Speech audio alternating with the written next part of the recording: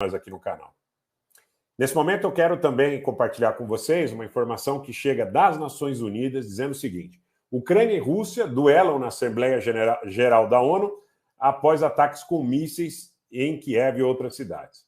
Horas depois que a Rússia lançou ataques aéreos em larga escala na Ucrânia, em represália às ações contra a ponte da Crimeia, as duas nações duelam na Assembleia Geral das Nações Unidas antes de uma provável votação nessa semana sobre a condenação da mudança de Moscou para anexar regiões parcialmente ocupadas na Ucrânia.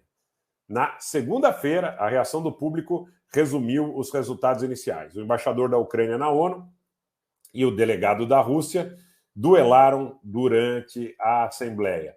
O embaixador da Ucrânia abriu comentários dizendo que o dia começou há quase 14 horas porque o país estava sob ataque e descreveu sua família abrigada em um prédio.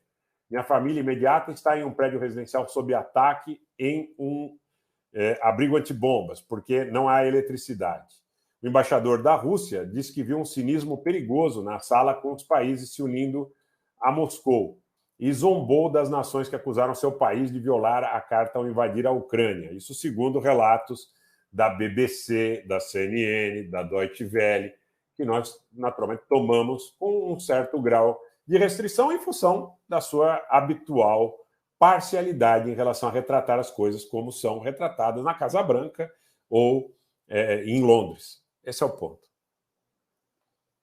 Gabriel Novaes fez uma pergunta interessante. Boa noite, Gabriel. A Rússia e Irã fizeram qual acordo comercial? É um acordo de 40 bilhões de dólares e que está na área da saúde, que está em muitas áreas aí, também na ciência, na tecnologia, na energia, 40 bilhões de dólares.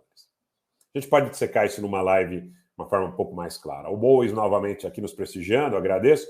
O interesse do imperialismo em Nagorno-Karabakh. Abraço para você também. Não, olha, Nagorno-Karabakh é o seguinte. Nagorno-Karabakh, hoje saiu uma matéria excepcional no blog Velho General do nosso amigo Albert Kabaé, de uma amiga nossa, da Anzela Manatsakian, que inclusive está em Moscou, na Federação Russa, onde ela conta toda a história de Nagorno-Karabakh e do conflito entre a Armênia e Azerbaijão. Então eu coloquei o link no nosso canal do Telegram, no Twitter, e convido vocês a que deem uma olhada lá, porque o que acontece em relação a Nagorno-Karabakh tem a ver com petróleo, gás do Mar Cáspio, do Azerbaijão, interesses da Turquia, tem a ver também, e muito, com questões da mineração.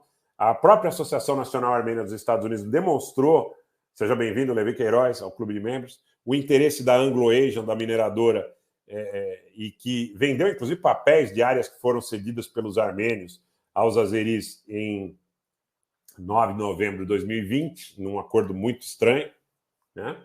Inclusive para os armênios, para uma associação cujas empresas detentoras, cujos shareholders dessas empresas subsidiárias ou sob o guarda-chuva da Anglo-Asian, incluíam políticos, governadores, senadores nos Estados Unidos, membros do parlamento britânico.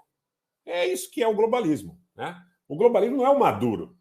O globalismo não é o Xi Jinping, não é o Kim da Coreia, né? Pode ser que seja também interesses que estejam atuando nesses países. Mas o globalismo, efetivamente, ele está muito mais abrigado nos interesses oriundos destas construções oligopolistas aí das petrolíferas, das mineradoras, na Europa Ocidental, nos Estados Unidos. O resto é desinformação. Pode ser por dolo ou pode ser por imperícia, imprudência ou negligência, que são parte, né, na concepção jurídica de situações de cunho culposo.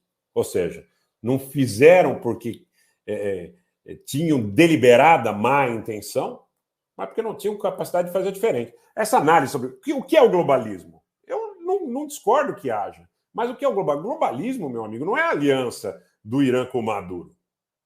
Tá? Isso é desinformação. Cabal.